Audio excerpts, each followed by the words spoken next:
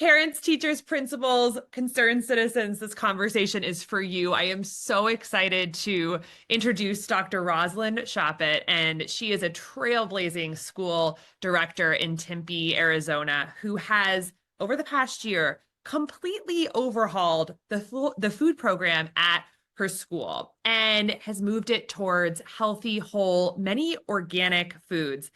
And the amazing thing is, the students seem to really like it and they're not fighting it. I get emails every single day from parents and teachers who are devastated by the state of school lunches and snacks in the US, but feel totally powerless to change it. And so, this is why we're having that conversation to hear about a real life story of a school director who has changed things within her own school, has done that, and we could hear about what the challenges were, how she did it, all of it. So just to introduce Dr. Rosalind Shopit. So she goes by Dr. Roz, and she has been a dedicated educator for over 20 years, 20 years of experience in early childhood and elementary education. She's a doctor of education and has certifications in elementary education, 1 through 8, principal K through 8, superintendent K through 12, and special education. She's the founder and director of Pathways Tempe, where I have visited. It's amazing. It's a beautiful preschool with tons of outdoor space for kids ages 6 weeks to 6 years. And their vision is to help children build strong relationships and connection with the environment to create a foundational love of learning and appreciation for the world around us. It's so beautiful. Thank you so much for joining us, Dr. Roz. Thank you for having me. So let's just jump right in and tell me about what led you to start a preschool and how you decided on the original food for the school when you first started Pathways. Well, we moved here from St. Louis, Missouri in 2016, my family and I, and we saw there was a need for outdoor space, just some quality education. And so we found this beautiful 18,000 square foot playground, which the kids really enjoy exploring through the Reggio Emilia philosophy. But we found a great place and a great environment for them to enjoy the outside. Tell me And about then the Reggio Emilia. What is sure. that philosophy? Reggio Emilia, it's a small city in Italy. And during World War II, the schools were everything was torn down. So the families built the schools and it became very family oriented. And Louise Malaguzzi, who is the big guru of Reggio Emilia, is the one that came up with the curriculum and and and what I love about it is that the respect of the children is what comes first, is they deserve that respect, and for us to believe that they're capable of anything and that they're curious. The environment is the third teacher, so we use a lot of loose parts, and it's really the study of the child. We take documentation on them, and we value them. So, and we're like a family here, and that's why I love the program so much, that it focuses on the creativity of the kids instead of just memorizing. So it allows them to use both parts of their brain. That's amazing. Oh, that's beautiful. And so you're starting a school, and how long ago is this that you started Pathways? 2020. 2020. Okay. So you're starting a school and you're figuring everything out. How did the original menus, like you've got to serve the kids food a couple times a day. What was the process like of originating a menu? Right. Well, um, I based it off what I knew from working in schools. So they had, chocolate covered graham crackers. They had, goldfish. They had Cheez-Its, and, would throw in a little bit of fruit here and there. So, just used my experience and Mhm. did what I had learned. Yeah. And was that at like the public school system in Missouri? Yes, but I've worked in both public and private. Got it. Okay. So that's kind of like the status quo though of what's being served in schools right now is that type of like goldfish and graham crackers and things like that. Yes. As Okay. far as So you're going along and this is the food you have. It's kind of the norm for schools. What started to change like the perspective on what you were going to feed kids at Pathways? So we've been open for 5 years, and just a few months ago, I received a book from your brother, Casey Means, and I've seen you on social media. So I received the book, Good Energy, read the book, and wow, I was ashamed of myself. And I'm like, I need to make some changes. This is, seeing you on social media and just how much the diet of not the diet, but what the kids are eating is so important to their lives. And we have to start early, and that, moderation is not okay. We need to make sure that what everything that they're eating is healthy. And I feel like, Mhm. we're responsible for taking care of them. And I want to make sure they're healthy. So we started the changes. That's amazing. And so excited to hear that Good Energy was a part of that journey. Like from reading the book and, following different people maybe on social media who are talking about this, like what what was like the first step in thinking about like, okay, you already have a supply chain for getting all this stuff to the school. Like, tell me a little bit about the practicality of like from, oh my gosh, I want to change this. I want to change the food for the kids. Like, what steps? Like, did you talk to parents? Did you just decide I'm doing this? Was it a fast process? Like, what were the factors that played into what you had to actually figure out to change the food? I didn't talk to parents. It was something that I feel like it was needed for the kids. So I did it for the kids, hoping that it would um, the influence would go to the homes too, which it has.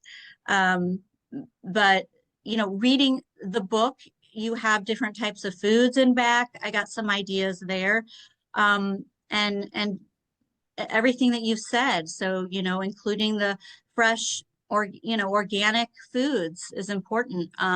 Making sure that we're giving them the correct amounts for DHS was important. But yeah, the influence of seeing you, we've taken away the Cheez-Its, we've added fruits, we've added vegetables, we're adding nuts, all organic. But yeah, the process was, um, it, it was a slow process. So it wasn't like we just jumped right into everything. First of all, we had so much junk here. Like we Mm. had so many boxes from ordering from Costco of Cheez-Its and Goldfish and just everything. So we got through that, and then bought all new every I bought a freezer. I mean, it was an easy process. It wasn't hard. It just took time to make sure that we were doing everything right. And we added quinoa. So how do we make quinoa? So just, it just, like your home, you're putting time, into it to make sure that it's something that is good for them. So something like quinoa, like how do you guys make it? Like how does it get prepared? Is there a kitchen at the school or do people make it at home? How does that work? We don't have a full kitchen here, but we have like a little stove so that we can make it for their snack. Wow. Oh my gosh. And then I noticed that on the new menu that you sent me from this month, there's like, or from next month, there's like organic cauliflower, organic broccoli, there's quinoa, there's all these fresh whole foods. Um, for like the cauliflower and broccoli, are you serving that raw or are you serving that Yes, steamed? You are. Okay. raw. Amazing. So Yes, is the main thing you're cooking now the quinoa? And then I also see peas and carrots on there. Those are kind of warmed up or steamed. right. Yeah. Hmm. And you Yeah. do that all at the school on the burner. Yes. Hmm. Wow. And are you still able to It's order everything easy. from Costco or have Yeah. you still ordered all from Costco? That's amazing. And I will have to get some things, from the grocery store. So it doesn't always come from Costco, but most of the time, yeah, most of it is. They have big bags of raw organic cauliflower. So Did you have to invest in any additional like serving gear or like different types of utensils and bowls and things like that? Or were you able to kind of repurpose what you already had? not at all. Yeah. Not at, mm-mm. Wow. And then how about budget? Because I'm sure that's a question that comes up for people is like, is this way Right. more expensive? It is actually cheaper. It's not more expensive. When you go to the store and you see all the junk, it's so expensive. It's not. It's not at all. I mean, Wow. all the junk food is what costs so much money. That's fascinating. So even buying organic fruit and organic vegetables and organic hummus, you're the budget has not, you've not had to change the budget or charge parents like more money for supplemental No, food. not at all. Wow. That And did was you, surprising to me. wow, that is surprising. Okay, and then another question I had that people might be thinking about is like you're an independent preschool, you run it, and I'm just wondering, like, are there state regulations or rules or allergy considerations? Like, what were the parameters you had to think about, or that the state imposes on preschools or elementary schools, in terms of what they can serve, what you can serve? It didn't affect any of that at Okay. all. We have to make sure we're serving a milk, a vegetable or a fruit, a grain, and it's a meat. So we pick from those two from those areas. It did not affect that at all. Okay. But there's general categories that you have to serve if you have a school that are like, are those kind of like buckets, like Yeah, those are the grain? four categories that we have to pick two from just for Okay. snack. hmm So in So the a grain past, and okay. a vegetable is fine. And would like graham cracker and goldfish have fit the grain category in the past? Well, well, I was having, okay, I'd have graham crackers and then apples and think that that's okay, but Mm. that's not okay. So, Wow. Okay. And is there like any reporting that has to happen, or is it kind of just like these are the categories and you sort of take care of it yourself? right. Yeah, yeah, and then I take Yeah. care of it. Okay. I'm trying to think about like probably people who hopefully this gets sent to are maybe their kids are in public or private school, older, and maybe the school lunch programs have different like constraints or more complexity. Is there some of that that you saw in your experience previously at schools that you think is relevant to this sort of conversation, like other things that administrators would have to think about at different schools? Um, I'm not sure about, I wasn't a part of them creating Mhm. that, but I think it would be nice to have because I feel like DHS, they have these requirements, but they could be a little bit more specific. So, because a grain could be, anything. Got it. Okay. So, Does it- okay, the $1 million question. What did the kids think? Like what you switch it over. And I think the big fear that so many parents have is like my kids would never eat quinoa. They love goldfish. Like what was the reaction? so they did not like quinoa at first, but we added salt to it and they can't get enough of it. They love it. We can't make enough of it. They want more and more. So yes. And then parents will be like, I didn't know that they're like, I didn't know you ate green beans, So they're eating things that they didn't normally eat. So Even it's with kids who might be like considered to be like a picky eater, do you think there's something about like if other kids in the classroom are eating it, like they just kind absolutely. of do it? Or like, what do you think the social, well, first of all, were there any foods other than quinoa where there was sort of a slow adoption? Like they had to have it a few times, or any like Yes. strategies you had to implement? Yes. Well, Greek yogurt. So, without, I mean, sometimes we've given them, Greek yogurt with vanilla or something, but we have plain. So, yeah, them getting used to that was they're like, ew, but they got used to it, and now they'll dip their cucumbers in it, or they'll dip fruit in it, which is normal. Wow. But yeah. This might be pushing too far, but like, do you think the kids like the food more than they used to, or is it pretty much just the same? They eat it. I think I don't know, I think they like it more. Really? It's hard to say, but um they see, I know with quinoa that they definitely like it more, um Oh, and but just I a think little bit of salt. Wow. yeah, it's hard to know. But I know that they still eat a lot of the goldfish or Cheez-Its, things like that at home. So it's hard to say because those are Yeah. very addictive, as you say, um but they don't obviously have to have it. They can go without. Wow. Okay, so you mentioned something that I've got to dive into, which is that you think this may be having an impact on families. Tell me more about that. Well, I think they're seeing, I mean, it's been a few months, but I think that they're seeing the changes, and then the kids are saying, oh, they like it, or and so I think that they're buying it at home too for them. Wow. And so that's making an impact. And if the parents talk to you at all, like, do they kind of give like, they'll just give some comments when they come in and pick the kids up, or like, how do you get that feedback? They, they love it. Yeah, when they're picking them up, you know, um, they love it.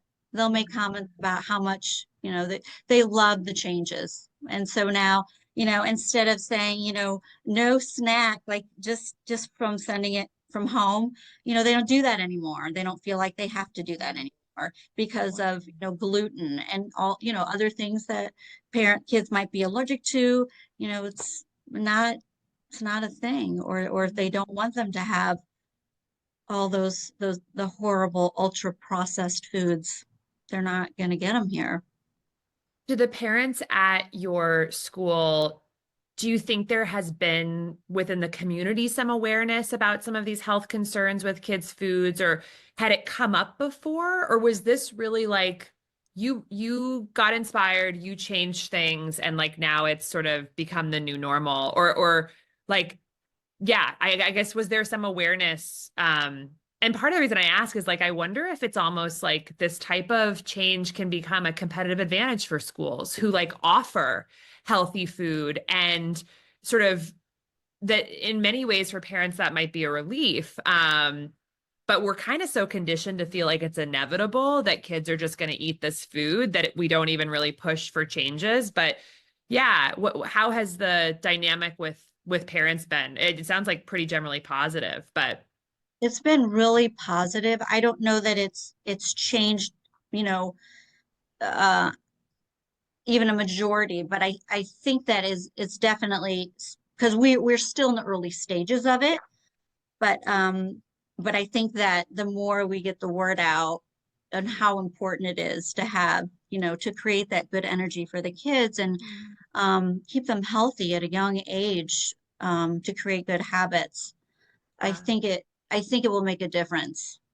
so amazing. And we need to see it everywhere. We really do. Have Yeah. you noticed, like, in talking to your friends who are educators or administrators, like, has this come up? Is it something that you've been talking with your network about? Or again, I know it's early, but how has that from the more professional community been? It's never come up. It's never come up. Yeah. And I think I'm going to start bringing it up more now because um, I think it's important. I think, just, you getting the word out has created such a huge impact. Yeah. Um, but, yeah, I mean, even through DHS, I plan, when I go to committees, things like that, I think it's important to talk about it. Yeah. And DHS is, It's they're the ones that come in and have the regulations for us. Got So it. yeah, Okay. the Department of Um, oh, got it. Okay. Uh, Curious if, and I know it's pretty new, but like, have you noticed or have the teachers in the classrooms noticed any changes in the kids in terms of like any behavioral changes, any subtle, you know, energy or just attention or things like that? Any commentary thus far? It's hard to say that right now, I would say, but I think with some time, I think we will see some differences, but it can't just be here. You know, it needs to be, you know, their lunches too are a big deal because I'm just doing the snack. So it's just a part of it. So but a lot of our parents do send healthy snacks or lunches, Hmm. but you know, I think, you know, it just needs to be, you know, we're doing the best we can. And I think Yeah. everybody needs to work on it, especially in other Yeah. schools. Because I have done research and I've looked up other schools to get ideas for menus and changes. And, you know, I see a lot of junk out there. So, Yeah. but Yeah. it takes Okay. time. So, It takes, so people are sending lunches. So this is just snacks that you provide, but parents are also sending right. lunches to, okay. And does the school offer lunch or is every child coming with a lunch? They're all coming with a lunch. Got it. Okay. So there's still other food in the school. Interesting. Okay, so that'll be fascinating. Maybe we check it in like a year and see, you I know, know. because this has been a few months. You said, I mean, it's amazing how Right. much you've already done so quickly. And That's I'm really, observing their lunches that they're bringing in. So I am seeing, you know, more cucumbers here and there. So a few things because they see our snack calendar. yeah. So we'll see how far it goes. How about the drinks that are served in school? You mentioned they need to have milk and water. Yes, like a dairy. Well, pick two from those, so they don't have to have that. It's just one of two of the four. Got it. And the kids generally they like milk. They drink milk. Yes, they Yeah, can bring milk in their lunch. Of course, absolutely. got it. They drink a Um, lot of water. do they? That's great. That's amazing. Um, so I guess I'm just thinking about, the parent or teacher who might be listening to this and they're just thinking like I really want to inspire change. I know, for instance, I have a friend who has a 2-year-old who's in preschool and it's a very expensive school. The food is not good. And but they're new and it's the first year. And so it's like, oh, well, I don't want to ruffle feathers or upset the teacher or any of those things. Like from that kind of like you're both a parent and an educator. How do you think the right way to approach this with a school might be if you're a parent?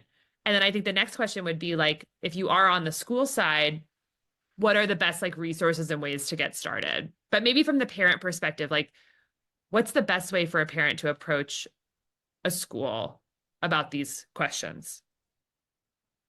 Sure. Well, if you have a director that's open, you know, it's people have to feel comfortable going up to you and telling you things. Um, you know, wow, I'm open to everything, but I think it's just saying, oh, uh, or they could show examples. They can, you know, I got this book on good energy, you know, um, but or just have them, you know, show what other schools. I know that's a tough question. Yeah. Um, but if somebody is open, but maybe they could think of a way to give them ideas. I don't know. I Yeah. don't know, but I think maybe it's just creating it and somebody letting them know that it doesn't cost more and that you can, you know, how about you know, giving celery instead? Yeah. But Yeah. um, I think the yeah, ideas are it really is very amazing. delicate. It It is, is it's delicate. Yeah, because food is very personal. and there's a lot of judgment around food and there's a lot of opinions around food. And I think it can be a difficult conversation to have with family. It can have a difficult conversation to have with your workplace or a school. And so I have a lot of compassion for that. And also, like, I think models and storytelling like you and what you've done can be really helpful as inspiration. And that, I mean, I think the things that really hit home for me is like it's not more expensive. And from what I'm hearing you say, it wasn't that hard. And the adoption is good. So that's amazing. I mean, was it almost surprising to you how straightforward it was to like shift things up? Did you think there were going to be more challenges or Um, yeah, I was surprised with the cost. Um, I was I was surprised I don't need so much storage for things, for boxes, all these boxes.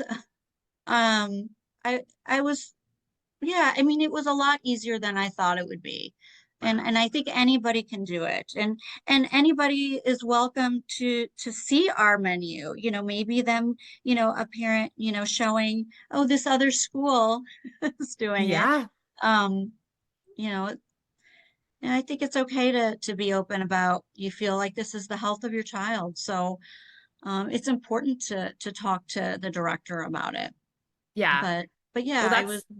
that's kind for you to offer. I would love to share if you're open to sharing the PDFs of the menus. I think that would be almost the easiest way to go to a teacher. Like, hey, this is a great menu I saw from a friend's school. Like, I'm curious if we could potentially talk about adding some of this stuff in and or something like that. So, Right. yeah, that's really a wonderful. And any other resources that it sounds like you read Good Energy, saw some of the ideas, and kind of just like were this like one woman show on this, which is amazing. But any other resources that you follow or read or that have been valuable to you in terms of nutrition and children's nutrition that you might recommend? Um, I I collaborate. I talk to the teachers here, so I find out from them a lot of information. And it's important to talk to the kids and get Mm. those, see what they like. But I think it's building those relationships with the people. I mean, I can go on and read. I don't really trust everything I read. I wouldn't say going online. I feel like I go online, I see something different. I trust your book. So there's a lot of different ideas in there that I use that I took from like, oh, okay, it says that. So, I it's okay to add, nuts, Brazilian nuts. So I Yeah. feel comfortable if I know that it's something that you've said. Um, and then talking to the kids to see what they like. So we might change it based off of things, we'll give it some time.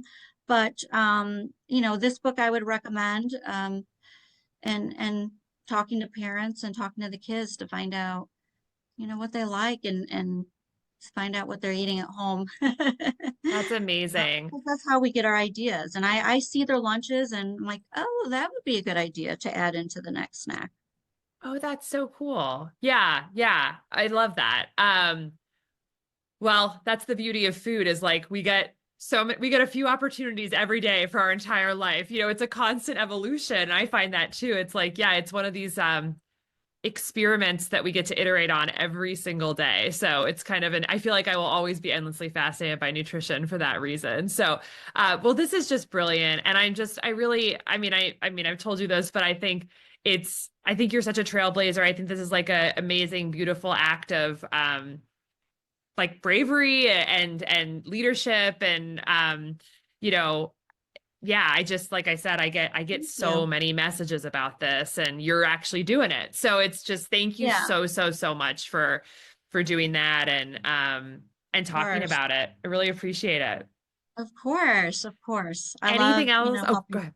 So anything I can do to help.